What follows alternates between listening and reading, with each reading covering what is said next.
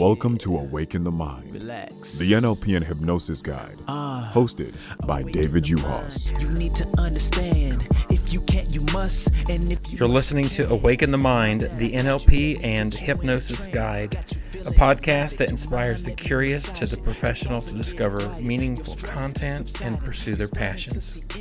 My name is David Uhas, and I'm a master NLP practitioner and hypnotist, best known for losing over 100 pounds and running 6 marathons in 2 years. And I'm sitting down with hypnotists, NLP practitioners, and coaches to talk about their process, the lessons they've learned, and how to make an impact in the lives of others. I would like to introduce Debra Heslin, currently a consultant working in the areas of career, relationships, health and fitness, and personal development. 17 years at JetBlue Airways and more than 18 managing and operating a customer service computer business. She's worked with companies as a corporate coach and with individuals, conducts workshops, retreats, and events in the United States and all over the world, a motivational speaker and trainer with Jack Canfield and Janet Bray Atwood, and also a trainer of NLP. Please welcome Debra Heslin. Thank you so much, David. It's a pleasure to be here. I'm excited. Awesome. Debra, I know you. We have a past relationship with NLP and Tad James. So I wanted the audience who's going to get to know you just to hear your story, your backstory, what led you up to becoming a coach. If you would love to share that, I would love to hear it again. Yes, I'm very happy to share it. As you had mentioned, I was 17 years with JetBlue.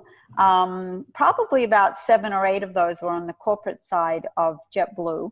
And I held a small little position where I was actually the general manager of John F. Kennedy Airport for the flight attendants. And I was managing maybe about 1,800 of the flight attendants and a staff, a large budget. And I had gotten myself into feeling very overwhelmed because the airline industry does not stop. It goes 24/7, 365 days a year. And being in corporate America, I felt very stressed and not being able to solve everything. And I wasn't sure how to solve everything, even though I was considered an exceptional leader. And my reviews stated that. I just felt very overwhelmed and I wasn't sure how to handle feeling overwhelmed. So I decided to go and see my doctor. And I said to my doctor, I'm feeling depressed and stressed, and I would really like to go on some medication. And I don't know how to handle this. And after talking to me for a little while, he said to me, "You're not depressed." He said, "I think you're just unhappy with some of the choices that you're making in life and some of how you're holding on to some of your stress." And at that time, I was doing yoga, and yoga was helping me when I was in the room. But when I left the room, maybe 20 or 30 minutes later, the stress would all come back to me. So I thought my doctor was a little strange for telling me to go and start studying my yoga a little bit more. I was like, where are my pills to make me feel better? I want to feel better right away. But I took his advice, and I actually went on a yoga retreat. And so I had a week to get a little bit more about myself. And I liked the feelings that I had. But when I was in the yoga room, I didn't understand sometimes why I would cry, and my emotions and that would come out. So I started to study more about meditation and yoga and a lot of those principles behind it. And then the more I studied, the more I realized I didn't know. And I didn't understand like the body-mind connection and certain things that would happen with our emotions. And once it started to help me, I wanted to help others. So I went and did some trainings on coaching. And do you want the long version or the short version? Love to hear your story. Keep going? Okay. Yeah, please do. Yeah. So I started studying, and I did some study with a great company that was like a 2-year process on coaching. And I learned a lot. I learned a lot about myself as well, because I had to do the tools on myself. And then I did probably about 5 life coaching certifications and different modalities and different techniques through different companies. And each one I got a newer and deeper understanding. And then I did Jack Canfield's training, which I found, and this is not a commercial for Jack, but it was really life-changing for me. And I found a lot of his techniques to be very interesting and kind of on target for me. So the more I studied his work and I became one of his trainers, he mentioned something about NLP in the process. And I was running a coaching business. I was doing well, but a lot of times I had a good client base, but a lot of times I was winging, for lack of a better word, winging what was necessarily the correct modality or stuff to do with my client. They were getting results, but I didn't always understand why I was getting certain results, the why behind the what, so to speak. So I got more and more intrigued. So Jack had mentioned something about NLP, and I was like, NLP, what is NLP? I've never heard of it. So he said, if you haven't done NLP, this were his exact words, if you haven't done NLP, it's a must. He said, everybody should do NLP. Yeah. And I was like, I'll just make some inquiries about what it is. And I looked it up, and I did a lot of research on it of different companies that taught it. And I decided to sign up to do that training as well. But in the meantime, that was like 9 months away. So I was doing other trainings that went before that, prior to that. And I had done Janet Bray Atwood's The Passion Test, which was also wonderful. She's a remarkable woman. And I did another master training for coaching. So I got certified further to be a master trainer in actual coaching, which was a great company and still is a great company as well. And they asked me to be one of their trainers. And then along came NLP. That was the last one that I did that year. And truthfully, I wasn't excited about going. And I was like, oh, I'm overtraining. My business is doing good. This is taking me away another, time out of my work and everything. So I went with a little bit of an attitude. So shall we say, I'll just go. I've already paid for it, And whoa, it literally made my hair curly, and I have curly hair. I lost my hair when I went through it, so I know the feeling. Yeah, so I left there just after doing the practitioner training, and my coaching business actually quadrupled, and my coaching business doubled, and my income quadrupled. Just real quick, yeah. What is NLP? Throwing you a softball. Yeah. Well, it's neuro-linguistic programming, and it's really about the study of excellence. So it's modeling excellence in others, and what are the tools and techniques to get yourself to that state of excellence. And I was like, wow, what a great concept. I don't want to strive for mediocre. I don't want to be in the 50%, 60%. I want to be excellent, not only in myself, but in everything that I do. So I loved that philosophy of modeling behaviors of excellent people.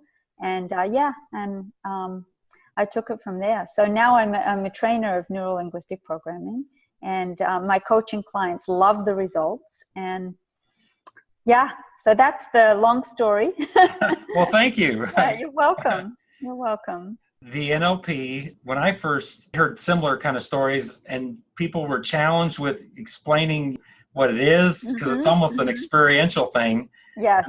And then once you've gone through it, it's like the world, you just don't see it the same way. You don't ever again. It just kind of becomes part of who you are. What was your experience with going through it? I think you said it really well. It's like you don't see, hear, feel, or anything the same. Everything is a different perspective, and it's a different result. And what I really loved is that I was in charge of my outcome and my results. So what did I want? I was responsible for that outcome, and it not responsible for anyone else's, but my own. And once I recognized that, hey, I'm in charge, I'm driving the bus, I'm in charge, so I want to be a good driver. You're not a victim. You're an No, empowered, exactly. very empowering. You got it. And one of the other, I love how you said that, because one of my favorite things is I'm either going to have tons of reasons and excuses, or I'm going to get the results that I'm choosing that are important to me in my life, and not to be a victim. Yeah, it's easy to be a victim. It can be comfortable. Yeah, very, very. Yeah, I've been there. I know that miserable comfort. Yes. Right? Yeah. Right. Yeah. Yeah. Well, it's interesting when you were talking about, you didn't say dragging your feet through NLP, but I signed up, I'll go ahead and go. And I have never experienced you that way. Yeah. From the training that we have gone through. Yeah. We had a blast together in the training. We did. Absolutely. But that was a good mind read, David, because I did go in dragging my feet. I really went in like, I've paid for it. I'm here. Worst comes to the worst, we're in Las Vegas. I could, go and see my mom. My mom lives in Las Vegas. I could, go to a casino, even though I don't really love to gamble. But I was like, I'll make the best of it while I'm here. And boy, I'm glad I stayed. Yeah. Yeah. Nice. Yeah. Now, our last training together was master practitioner with Yes. NLP and timeline therapy, trademark R. I need to make sure to say that. That's right. And hypnosis. Yes. You continued on, and I you were a did. trainer. So tell me about that. I did. Wow. That was interesting for me, because I wasn't sure. I knew what I wanted to do, but I wasn't exactly sure how the process was going to come about. But I knew that if I planted it in my future, it was going to come. So I knew what I wanted to do. I wanted to teach this. This was not only making me feel amazing, but I was able to see the results and hear the results in my clients. So I knew that I wanted to teach it. So I came home from Las Vegas, where we were in master training, and my outcome was to do teachers training next year, which would be, would it be this year? Yeah, it would be this summer right now in August coming up. And so last August I left there, and I was a fair bit of time away from my husband. So it was like 3 weeks away. And sure enough, my husband says to me one day, it was on the phone, and I said to him, yeah, I've signed up for next year's teachers training so now it's August, the end of August last year. I said, so I'll be going to teachers training next August. I said, I'm very excited about the training, but I'm not excited about the fact that it's going to be August and away from my grandchildren and away the whole summer again, So part of me, does it sound like a parts to you? Part of me wanted to go in August to finish, but part of me wanted to spend the summer with my family, right? And not spend another summer away from them as much. So my husband said, well, what's stopping you from doing it earlier? Well, there was the opening. So I hadn't thought about doing it earlier, because the company that I had done the training through only ran it once a year in the United States. So I said, well, I have to wait till next August. That's the only time of the year they run it in the United States. And he goes, they don't run it anywhere else in the world? I said, yes, they do, Australia. So in October, now it's the end of August. And he said to me, well, what's wrong with going to Australia? I said, nothing. Is it okay with you? He said, of course it's okay with me. It's what you love. Go for it. So yeah, nice. I booked my ticket, the hotel, I paid for it all within the next 24 hours. And I'm from Australia, so it was awesome. I was curious. It sounds like you have an accent, but I wasn't sure where that was from. Say I sound like half and half, because I lived in New York for 29 years, so they're not sure if I am a New Yorker or Australian. Well, speaking of being excellent, I also know a little backstory around your training before the trainer's training, that you did some online work as well, didn't you? Some online work? Yes, I did. How did you know that? Well, you shared that with me. But you were getting ready. Yes. You truly were. Yeah. So yes, I've done more than one training in the NLP to get my trainer's trainings and all that. So yeah, I've done it online as well as in person. Yeah. So I have double. That's correct. Yeah. Something else I was just I'm curious about the time. I know how long it took for the initial training and the master, but what did the investment of time for you? What was that? For the master or for the trainers? Trainers training. Yeah, the trainers training was I flew to Australia. So I live in Florida right now. So it was a big commitment, not only to have the break from my clients, my regular clients, but to, head to Australia. And it was 30 days I went for. So the training, I believe, if I remember, was 18 for the NLP. And then there's the hypnosis training, which is separate from that. And that's, I think it was another 4 or 5 days after that to be a trainer of hypnosis. So that as well.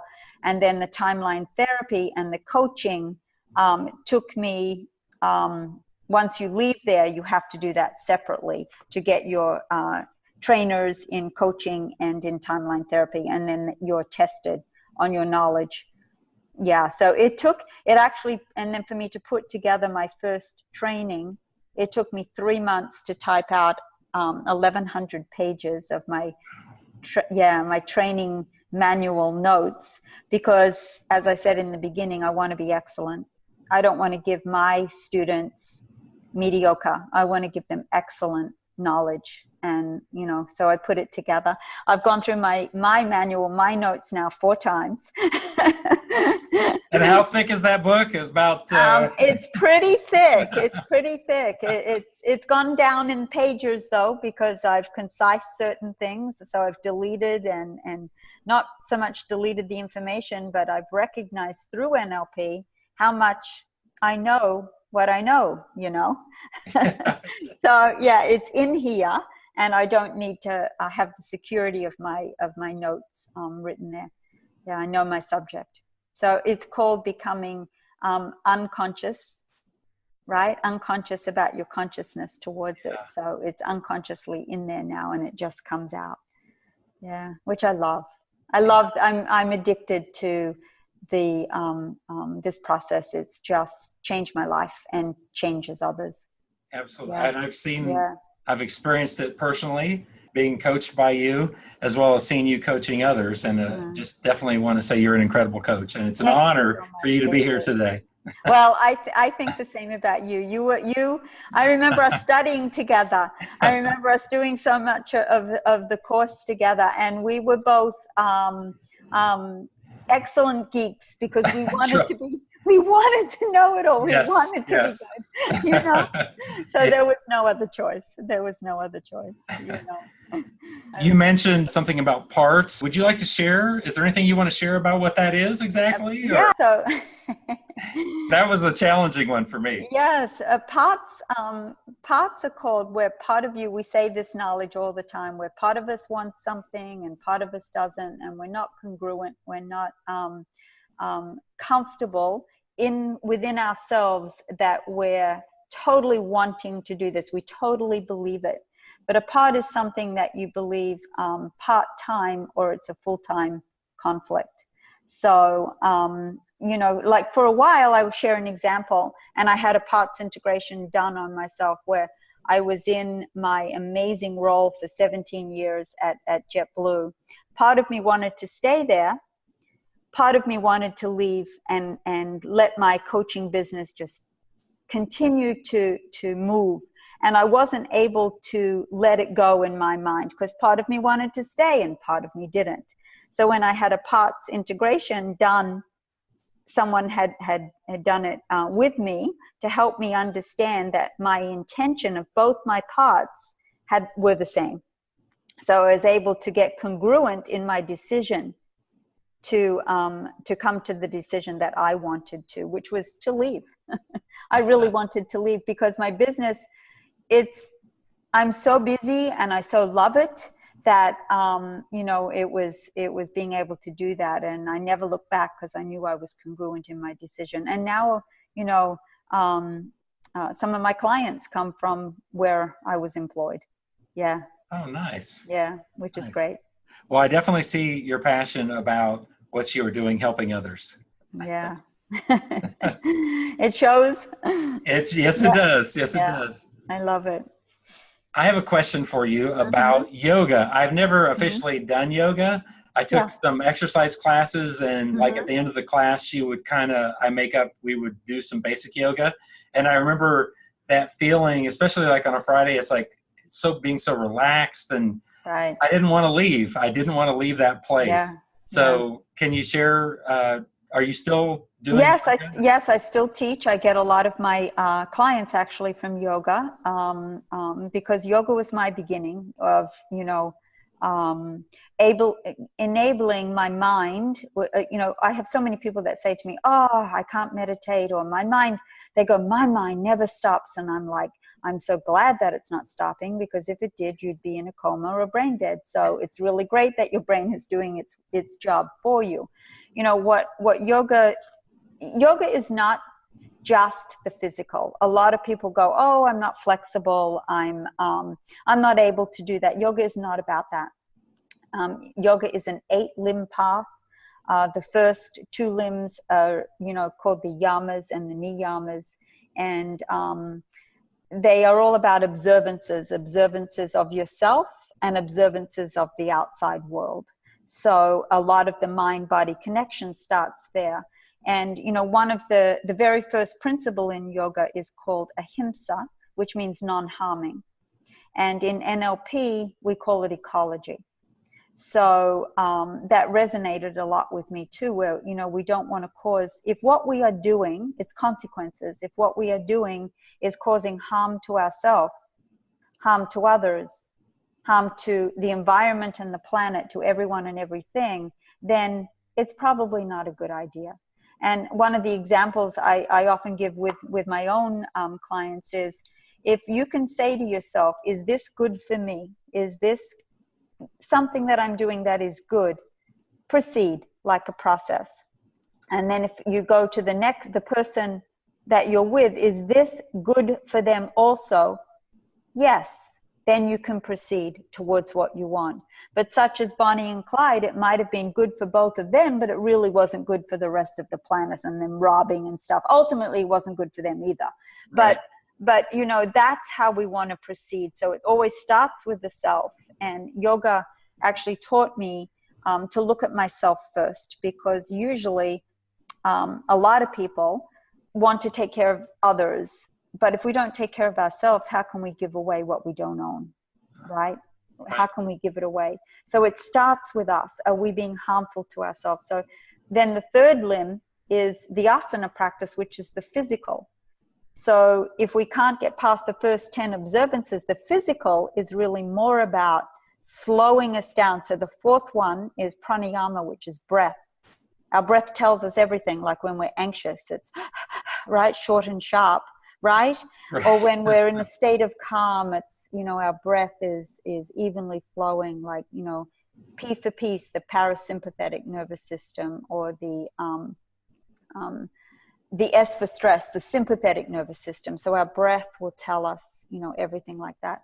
And then after that, it comes pratyahara, which is where we withdraw from the outside world and we go within and we notice what's going on inside of us. So our emotions relates to NLP. What are we feeling? What are we seeing? What are we saying? What are we smelling? What are we tasting? Right? So we go within. And then after that comes meditation. Focus, it's our concentration. We concentrate on our focus, what it is we want. Then we meditate. So it slows down the fluctuations of the mind. And then we go into what's called samadhi, which means like in our values levels with NLP, it would be the higher level where we're able to operate in the world without being at the effect, right? Or thinking we're better. So it's really amazing. I'm still working on the first limb, which is ecology. non-harming. Right. I think if the whole world practiced that, we'd really be in a great state, right? Right. When I first got into coaching, speaking of meditation, a lot of this seemed foo-foo. I'm from Illinois. There's flat cornfields and beans here. Yeah. Just seemed a little strange to me. Yeah. But I tried it on. And the thing that just blew my mind was sitting in my living room, and I had a candle. And it's like, well, maybe I should have 4 candles, one for each kid. Then I was focusing on this candle instead of that candle. And it's like my mind would not stop thinking. And I'm like, yeah, I'm supposed to be not thinking. Right. This particular meditation that I had learned. Mm-hmm. And just all the thoughts. A car would drive by. So it was nice to like a muscle, exercise it, to get better at it, to let all of that stuff go so I could relax my mind, because my mind was just running a million miles an hour. Yeah, and that's the thing. All our minds do. It's doing its job. We're never present in the moment, and catching those moments that we're not present and going, oh, I was there rather than here, is really what meditation is all about. It's no big mystery.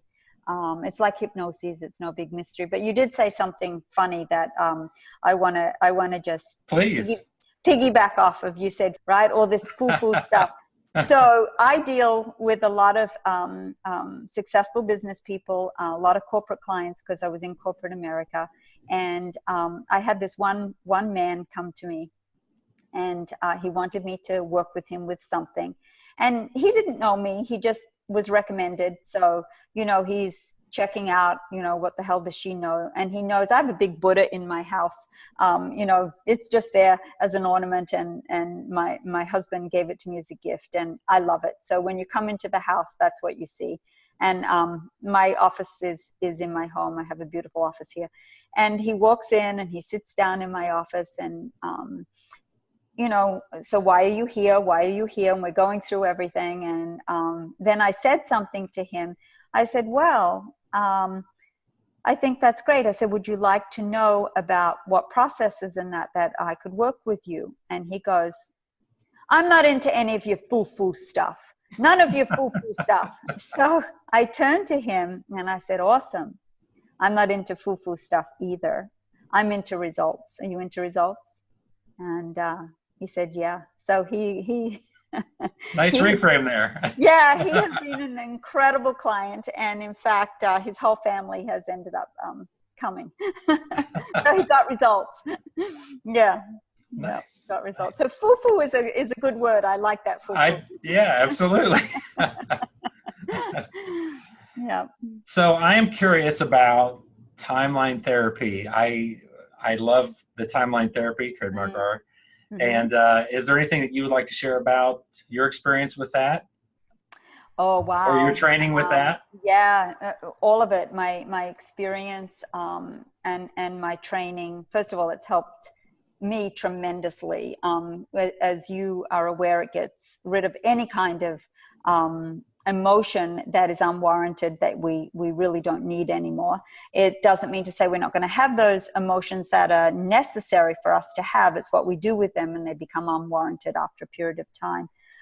You're not stuck in memories. It's not memory. It's not to create memories or to remember things. It's a visual, and it's all done with your unconscious mind.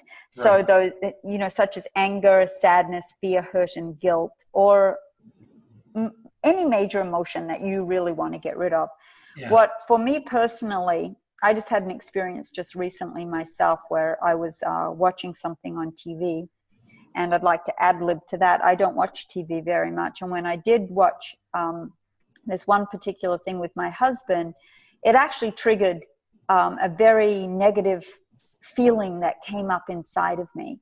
And I could feel myself right away. I was going to a place I knew was not going to be good for me, and it was something that had happened in my past. And so right away, I sensed it, and I said to myself, okay, you can do some timeline therapy on yourself right now. You've got those tools. You know what to do.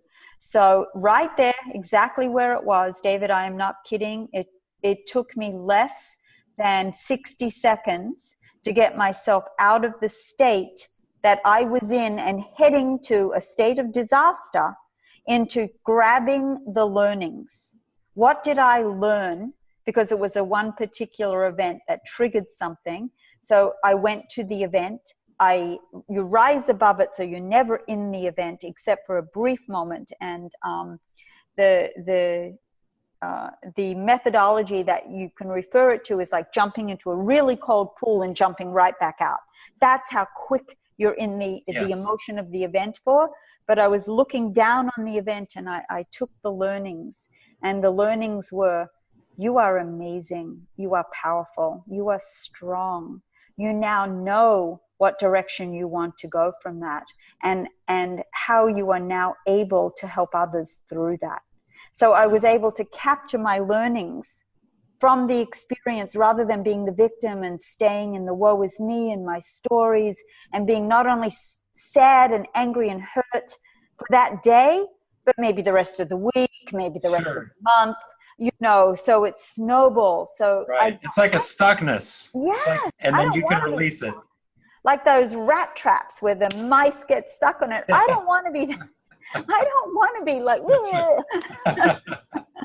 no. So, and that was the choice. So timeline therapy has, the non-mirror image reverse of what we believe it is, what is it not? What was it before it ever happened? So that we can capture those learnings and bring them to now and to our future. Very powerful process. Nice. So we can move forward.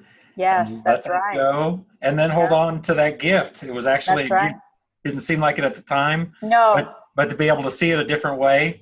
Absolutely. And it was a gift, because there are so many lives that were able to be changed from that one experience, that if the experience hadn't happened, people wouldn't have learned. And it's really, it's all how we choose to focus, Nice. Yeah.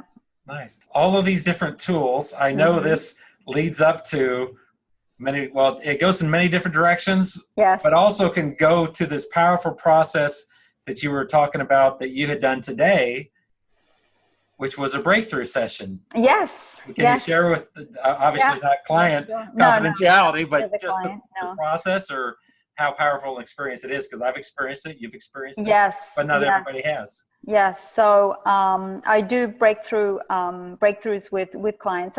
Sometimes I work with clients where it's done weekly or bi-weekly. But a breakthrough client is when they want to work on something in particular, or their life goals, whatever it is, in the general sphere. This person wanted to work on something in particular pertaining to their career and where they wanted to go. So it starts with the intake of, why are you here? And then I take the history. And then from what comes up in the history, and for where they want to be, how we get them around where it is they see themselves and their outcome, we're able to put a process and a plan in place to what the client wants. And then we come up with some tasking, and of course we get rid of the emotions, the major negative emotions that are stopping them from always achieving the outcome that they want, and I always remind them of the, and then of course we plant the goals in the future, which is one of my favorite things, planting the goals in the future so that they actually come to fruition. Imagine that. Yeah. Speaking of goals, that's what I did with my training. I planted it in my future, but it came 10 months earlier than. It's that powerful. Yeah, it's that powerful. So It really is. So the breakthrough with this particular person, it actually ended an hour before you and I were to speak. So it was from 10 o'clock to 5. So 7 hours. It was 7 hours of a breakthrough with a little break for lunch and time for me to do everything. But the person's affect or physiology from when they walk in is like night and day. Yeah. They're dancing and skipping on the way out. That sounds like with NLP, the different modalities. So we've got 7% are the words that we use. That's correct. But then there's all this other stuff that's going on that as a coach, trained coach, you notice about people. That's right. So would you like to talk about that a little bit? What modalities Sure, that's are? one of my favorite pieces of communication and the NLP model of communication and rapport, where words, when we speak to somebody, are only 7%, of what we say. And then 38% is the tone of voice in which we say it. And then the rest, which is 55%, is the physiology. So when we are texting, right, or reading emails, we're only seeing the words, and we read it in the tone of voice from how we interpret that person, right, or mind read or presuppose that person is writing in. Is that why I get in trouble when I text? I actually did. Speaking of that, my husband actually sent me something to, he sent me an email last week. I was in New York, and he said, could you please read this and tell me what you think about this? Is this guy as big as I think? So I read it not having any influx of information on the person that he assumed or presupposed was saying it, and I had no same view of what the person was saying as he did. So I asked him, I said, can I put my coaching hat on with you, or would you like to ask someone else, because I'm going to tell you what I believe is in here. So I highly recommend not to coach family, but my husband my husband said, would you please do it? So I said, okay. So I did. And actually, when I told him, his first reaction was he was very angry. And and not at me, but angry that, I can't believe that I missed this. And I can't believe that that's how I took it. And it was really, really fun. So that's a great value of a coach that I've noticed, where I'm into the problem. I'm into that problem. Out of the problem, right? I can't see out of the problem. Yeah. And also the meaning that I make up of what somebody even says to me, let alone an email or a text, could be totally different, and usually is. Totally. I'd like to share something with you with that. I sometimes do couples coaching. I only work with couples that want to stay together unless they want to consciously uncouple, as it's been proposed, with the outcome in mind that it's either for the children or something. But this couple came to me because they wanted to stay together and they wanted to improve their relationship. So we did a values elicitation, and her top value was secure. She wanted to feel secure in the relationship. So I turned to him. He was a doctor, actually. And I turned to him and I said, so why don't you ask her what being secure means to her, so that you can fully understand? And her response was, what do you mean? He should know what it means for me to feel secure, right? How can he not know what it means? So I said, well, let's ask. Let's ask him if he does know what it means to you.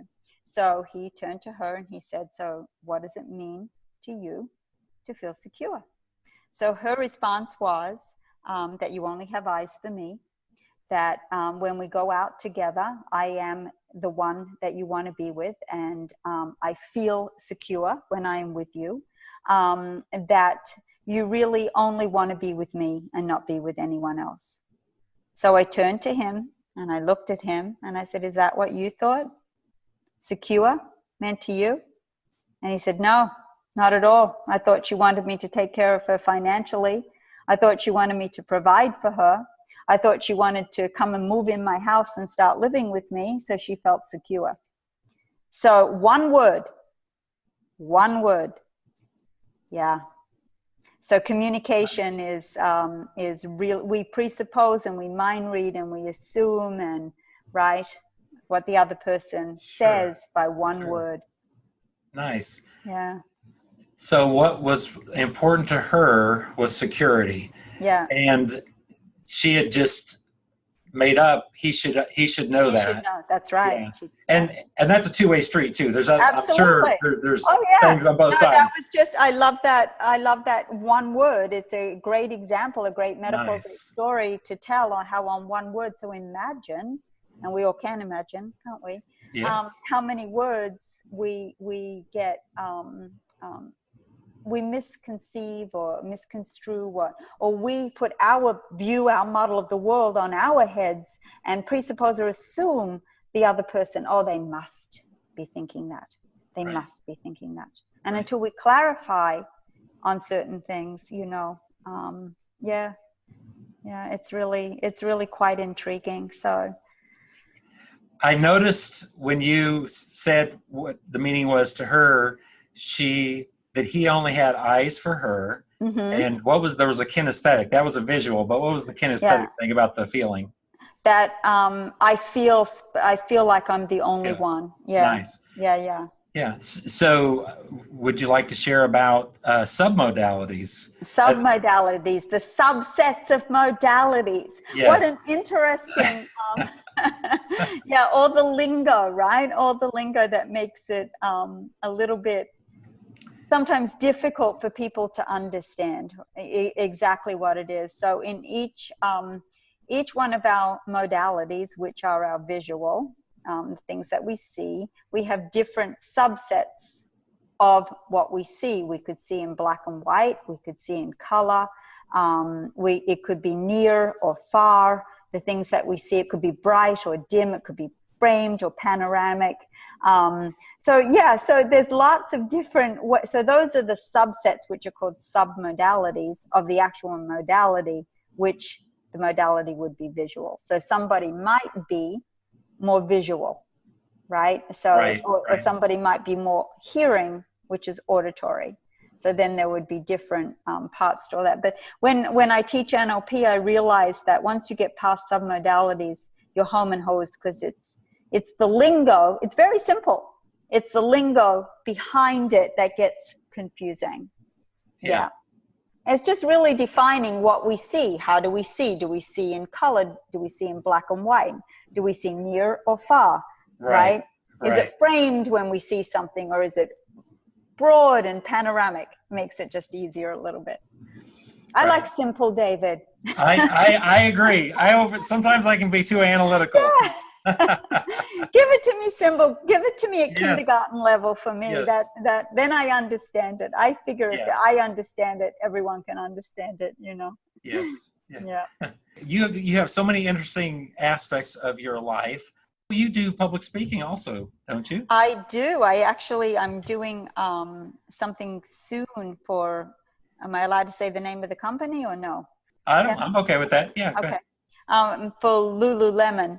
I'm going to be doing something on goal setting. They're doing a running campaign for the month of, I think it's May and June. So I'm going to be doing something at their store on helping the runners and yogis actually with goal setting and focus. Because we often think, speaking of focus, we often think focus sounds visual, does it not? Oh, I'm focusing on this. Right. But focus encompasses all of our senses. So when we focus, what are we hearing as well as seeing, right? What are we feeling when we focus on that? What are we saying to ourselves? Maybe there's tastes and smells too. So, for example, I actually just had my own personal goal very, very recently for my 63rd birthday. I wanted to get as fit as I could. That was my own personal goal. So when I would get up at 4:30 in the morning and my focus would be, oh God, it's 4:30 and I've got to go and be ready by 5:45 to do, burpees and stuff like that, right? Burpees used to mean a different thing to me, and the Tupperware, is that what you do with Tupperware? Right. So if my focus would be, oh my God, I got to go and do some burpees. That's not going to be very useful. So when I shift my focus to what's the outcome I want, the image that I see of myself, plus what will I be saying to myself when I've achieved my outcome, right? What am I going to be feeling? That becomes my motivator, right? What are others saying to me, right? What a great example it is for my business. This is how I did this through my focus and through my goal setting. You know, as it turned out, I did get clients from that. That was not my intention for that. It was for myself, but other stuff came about. So my focus was when I felt a little, right? I embraced that feeling, went to my outcome, and then my focus would be on all of my modalities, being my visual, my auditory, my feeling, and my self-talk, plus tastes and smells. Yeah. Ah, nice. Yeah. So, yeah, I found that very helpful to me. Now, was that like a state change with NLP, or kind of future pacing also, or? Yes, absolutely, because I'm setting my goal for the future. So I planted my goal for my birthday, which was just this past Sunday on Mother's Day, at what time, you know, the time of the day that it was that I would see myself, hear myself, feel those feelings, and what would I be saying to myself, seeing all around me, everything. You know, so I created that picture in my mind, and that would be the picture that I would plant when I had to do another 10 burpees or another 10 push-ups, or, you know, yeah. So it would be, instead of going, oh my God, I've got 3 more to go, I would see the picture at the end. Gotcha. Yeah. So when you were saying that to me, and I'm kinesthetic a lot, Yep. it felt like pulling me towards something that I want, as opposed to moving away from something. That's right. I love moving towards, because, you know, where our mind does not comprehend, you know, the negative. So if we tell it what we don't want, it's going to find it for us. So if we tell it what we want instead, imagine that, it's going to find it. So when we've got that's another part of the focus. We've got to tell it what we want. The 5 principles to success is just standard with me now. It's just all the time I say it. You know, what's my outcome? What's the action I need to take? What are all my feelings, my senses around that? Striving for excellence always, and behavioral flexibility. What behaviors could I do different to keep getting there? You know, what behaviors are working for me to get there? Yeah. And the ones that aren't, awesome. I always say awesome feedback. There's no failure, only feedback. Awesome feedback. What could I change in that? Yeah. Yeah. One of the most powerful coaching presuppositions when I first got into coaching was the element in the system with the most flexibility is the controlling element. That's right. And so often we want to hold on rigidly and not be flexible. That's right. You know, I love that you said that, because when I actually did this last goal setting for myself, because I do this work on myself because it works. I'm going to use the tools all the time. So I had done a retreat in Maya, Tulum, Mexico, and I did the yoga and the coaching portions at night, and stretching in the morning, yoga in the afternoon. And one of my friends, who is a highly successful fitness coach, who had lost, I think, about 60 pounds and now is in this fitness industry, I said to her, I want to start working with you. And I knew once I said that, I was going to commit to 100%. So she sat me down, and I had done the 5 principles to success in one of the coaching sessions for the group. And she sat me down and she said, so this is your goal. This is what you told me you want. And I now know about goal setting because you just taught us, right, Deb, in the coaching session. So she said, are you willing, because I had told her what I was eating and my workout routine. She said, are you willing to be flexible? That's what she said to me. She called me on my own stuff. And I looked at her and I said, as my senses went into this feeling of like, I don't want to do it. I don't want to change what stubborn. I don't know if I want to change some of those things that I'm doing. And then she looked at me because she sensed that I was stopping right there. And she looked at me and she said, how's it working for you right now? Oh, I hate when I hear that. I know. know, and I taught her that. Like, I taught her that. All right. So I said, well, it's actually not. So I will adopt what you're going to say, and I will put 100% in. And honestly, David, 2 months later, the results were incredible. So I adopted one of them being to eat more, but to measure out my food and you know, certain contents of what was going into my food as well. Even though I was very healthy, it wasn't going to still get me the result that I wanted. So I incorporated breakfast, which I was very inflexible about incorporating breakfast. And I've developed that flexibility, and it's a very healthy breakfast. I have more energy throughout the day, less times where I feel tired, you know, and just amazing. So behavioral flexibility is, oh, wow. Yeah. Nice. The person or the system with the most flexibility ends up winning. So I end up winning. That's right. Right? That's right. Yeah. Nice. Well, we are just about to wrap up, and I Okay. wanted to a couple things. Yes. Thank you so much for My being pleasure. on here today. I really My enjoy. pleasure. I always enjoy your presence. Yeah. I also want to invite the listeners to get a hold of you for training or coaching, and how would they do that? And what do you have coming up? You've got a lot of stuff coming up. I do have a couple of things coming up. I have an NLP training, practitioner training this week. That one's full, but I have one in July as well, July 12th through the 17th, would it be? 12, 13, 14, 15, 16, 17, through the 18th. So it's 7 days. It's in Fort Lauderdale. They could reach me on my website at Which is? Debra Heslin, that's Heslin, wellness.com.